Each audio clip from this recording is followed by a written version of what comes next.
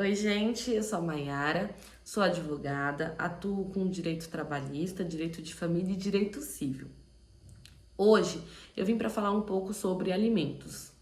Inicialmente, eu gostaria de dizer que no nosso ordenamento jurídico existem três tipos de alimentos distintos. O primeiro são os alimentos legítimos, que são mais conhecidos como pensão alimentícia. O segundo são os alimentos indenizatórios, que nascem em virtude da prática de um ato ilícito. E o terceiro são os alimentos contratuais, que nascem da vontade das partes. Nesse vídeo, especificamente, eu vou falar sobre os alimentos legítimos, que é a pensão alimentícia e todo o procedimento que existe. Primeiro, é interessante falar sobre quem pode pleitear o direito de alimentos. Os alimentos, eles não são devidos apenas do pai para o filho. Eles podem ser devidos também do filho para o pai. É o caso, por exemplo, de idosos. Os idosos, eles têm sim legitimidade para ingressar no judiciário e pleitear dos seus filhos os alimentos, por não terem condições mais de prover o próprio sustento. Outra possibilidade que existe também é os alimentos entre ex-cônjuges. Vou dar um exemplo bem rapidinho. Dona Maria se casa aos 25 anos. Ela tem um filho e ela decide abandonar a carreira dela para se dedicar completamente ao lar, ao filho e ao marido. Certo? Aos 45 anos, veja bem, 20 anos depois, o casamento de Dona Maria acaba. Ela não estava mais no mercado de trabalho há pelo menos 20 anos. Ela não tem condições de prover o próprio sustento, ela não ofere renda. Nestes casos, os juízes autorizam o pagamento de pensão, pagamento de alimentos do ex-cônjuge à Dona Maria.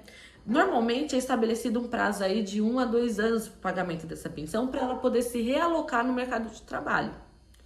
Sempre, em qualquer um dos casos que eu mencionei, em qualquer um dos exemplos, em qualquer uma das partes, ao arbitrar ou ao requerer o benefício, a obrigação de alimentos, é necessário sempre observar o binômio de necessidade versus possibilidade. O que é isso?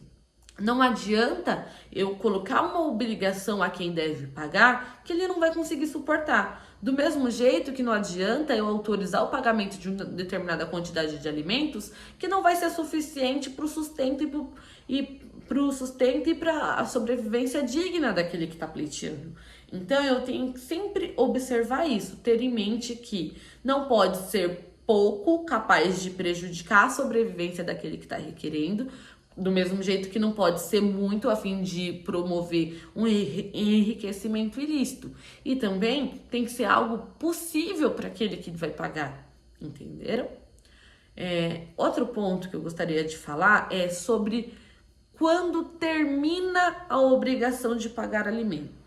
Via de regra, quando a gente está pensando numa situação de um filho requerendo para o pai, uma criança, um jovem, um adolescente, ela acessa com a maioridade civil. Porém, como vou voltar lá no binômio, necessidade versus possibilidade. A pessoa se torna maior de idade, mas ainda prevalece a necessidade. Um exemplo, o filho que vai estudar, vai cursar ensino superior, prevaleceu a necessidade dele nos alimentos, então prevalecerá também a obrigação de pagar. Outro caso é o filho que, apesar de ser maior de idade, sofre um acidente e acaba perdendo a capacidade. Pode ser requerido o pagamento da pensão? Pode. Um exemplo que eu dei também no início, o idoso. O idoso ele já é maior de idade e mesmo assim ele pode requerer os alimentos. Ou seja, sempre que houver necessidade, haverá também o direito de pleitear e haverá também a obrigação da outra parte em custear. Outro ponto muito importante para se tratar sobre alimento é que, mesmo que tenha acabado, um exemplo, o filho adquiriu a maioridade, ele não vai cursar faculdade. A única forma de cessar completamente a obrigação de pagar alimentos é através de processo judicial. Não basta deixar de pagar, é necessário que haja uma sentença dizendo que aquele direito acabou. Falando já em processo, as formas de estabelecer a obrigação de prestar alimentos são duas: a judicial e a extrajudicial, que é através de um contrato. as partes determinam data, dia de pagamento, valor, tudo reduz a termo, assine 2 assinaturas de testemunhas e pronto. O extrajudicial bem feito tem a mesma validade jurídica que o judicial. Porém, ele tem de ser mais rápido, porque um processo judicial ele vai ter todas as fases, ele vai ter que citar, vai ter que apresentar defesa, prazo, acaba sendo um pouco mais demorado. Então, a vantagem do extrajudicial é justamente essa, no tempo, acaba sendo mais rápido. Mas, legal. Vamos pensar que já foi estabelecida a obrigação de pagar alimentos, já se observou a legitimidade das partes em pleitear, o binômio necessidade e possibilidade. Legal. Vamos trabalhar nesse exemplo pensando na relação de pai pagar para filho, porque eu acredito que seja um pouco mais fácil de entender. Joãozinho é o pai. Saiu a sentença, ele pagou no primeiro mês certinho. Legal. No segundo mês ele deu aquela atrasada, mas ele pagou. No terceiro mês, ele já não fez o pagamento da pensão. Para cobrar essa pensão que está em atraso, o filho ele tem 3 possibilidades distintas. É a via prisional, a patrimonial e o desconto em folha. A prisional, apesar de ser a mais demorada, no nosso país é a mais eficaz. Porque ela acaba obrigando uma resposta mais célere do devedor. Antigamente, no Código de Processo Civil de 1973, para que fosse expedido o mandado de prisão em caso de alimentos, era necessário que houvessem 3 parcelas de pensão em atraso. Hoje em dia, não há mais essa necessidade. Uma única parcela em atraso de pensão alimentícia, desde que essa parcela seja atual, é o suficiente para requerer e ser deferido o mandado de prisão. E no caso de ser deferido o mandado de prisão, tem que se atentar que é regime fechado, podendo ser de 1 a 3 meses de reclusão. Ou seja, vai ficar preso. Existe o diferenciamento de cela e tudo mais, mas fica preso. Legal. Fiquei 3 meses preso. Não devo mais nada? Não, você continua devendo. E do mesmo jeito que você ficou preso, se você tiver deixado de pagar mais alguma outra pensão, tiver mais alguma outra parcela atual em atraso, a parte pode requerer novamente a prisão do devedor. Lógico, nunca pela mesma parcela, mas se tiver novas parcelas vencidas e atuais, a parte pode requerer sim, o credor ele pode requerer novamente. O juiz vai analisar, mas que pode ser requerido, pode sim. E como eu disse, ficou preso, não fez o pagamento, continua devendo. A segunda via é a via patrimonial.